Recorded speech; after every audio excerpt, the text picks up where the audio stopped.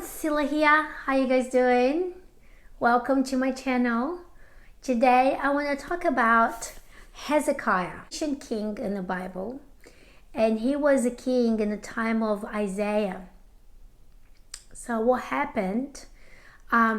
So Assyria was sending threats to King Hezekiah, and he already took over the kingdom of the north, which was Jerusalem. And now he wanted to conquer the kingdom south, which was Judah. So when he was threatening him, he sent horrible threats to Hezekiah. But one thing that was highlighted to me when Yah was speaking to me to this word was right after we had the shutdown, the lockdown here in Australia. So we had the lockdown in the 16th of March, to be more like, I think we're out, was it 13 that things start shift, but we had the borders locked. We had the lockdown and our borders on the 16th of March 2020. And then from that time, yeah, I started highlighting to me the book of Hezekiah. So coincidence or not, my visa was meant to expire on the 19th of March, and he gave it to me, 2 Kings chapter 19.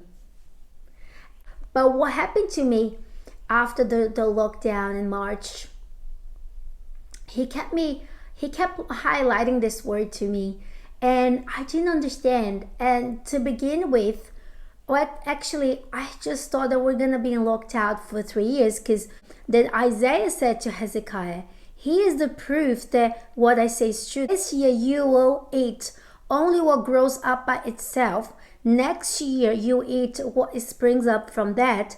But in the third year you will plant crops and harvest them, and you tend vineyards and eat their fruits. I'm feeling that the next 3 years will be a very different years, where whatever we do, it's not gonna be by our strength anymore. It's just like he's saying, this year you eat only what grows up by itself. So up to this point, whatever you have done at this time, that's what you're gonna harvest. He will make a way for you. Whatever you have sown in the past and worked, you will eat from that. And the next year,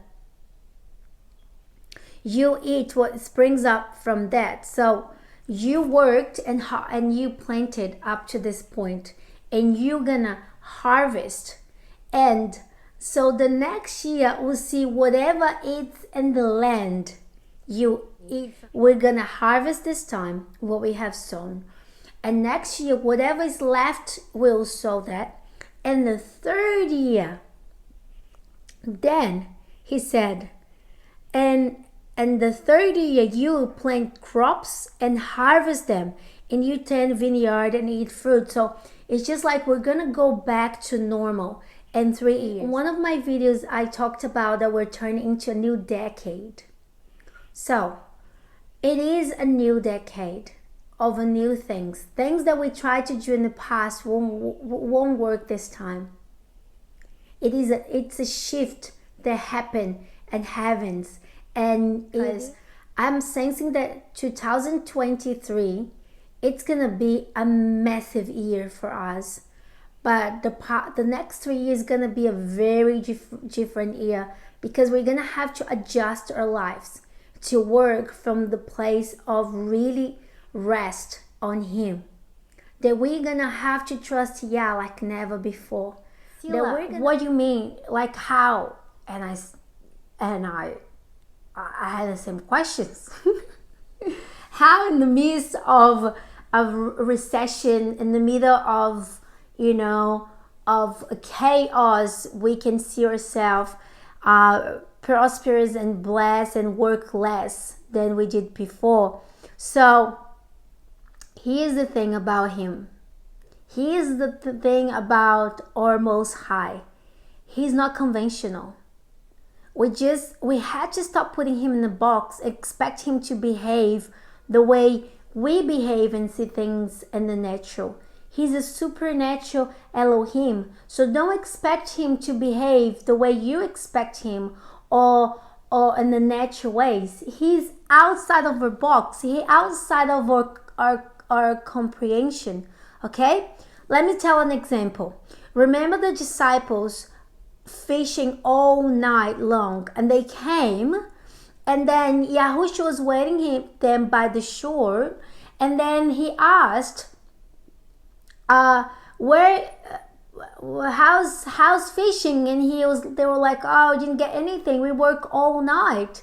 And then Yahushua, just throw your net to the other side of the boat. Oh my gosh, we worked all night long, really hard, and now he's asking us to throw like here, like we are in the middle of the ocean. We went to go deep, really further, to get deep waters to find the fish, and we couldn't find the fish. We worked really hard, but then what happened? They had so many fishes. They had to call people around to help them. So it took literally few seconds, few minutes for them to throw their nets. They are not really far. They were actually closer. We know that close to the shore, there is no much fishes there, but there have thousands. There is the miracles right there. So that's gonna be our secrets for this year. We gonna have to listen to the Spirit. We're gonna have to listen what the Ruach HaKodesh is. Just listen to the Spirit. Just be obedient. Just grab this word and really start looking for answers and ideas, insights, and things that you need for these 3 years, because it's gonna be very interesting years that we're gonna live. But if we're tuning to the right voice, if you're obedient to the voice, he will provide for us. He will make signs and wonders, and it's gonna be amazing that we'll be able to not just help us, but we'll be able to help our house, our family, our community, and nations. Can you imagine, in the midst of a recession, in the middle of a economic crisis, we are blessed, and we are able to bless others. Guys, this is not a message for prosperity. This is not so here. This is not that. This is the word telling us that what he's saying is true. So what we're gonna do now, we ask where the treasures, where the things are, so we can go and grab it and bless us and bless others with what we have. The secret in the season is not to be greedy. You cannot be greedy. You cannot think it's all for you.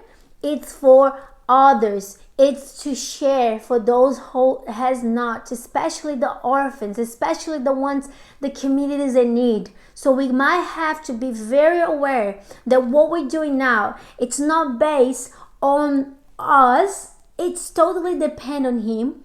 It's sensitive of the voice of the Ruach HaKodesh, and you will be able to grab nuggets and things that we'll need for us and for others. So do not be greedy. He will bless you if you're obedient to him and listen to the voice of the Ruach HaKodesh.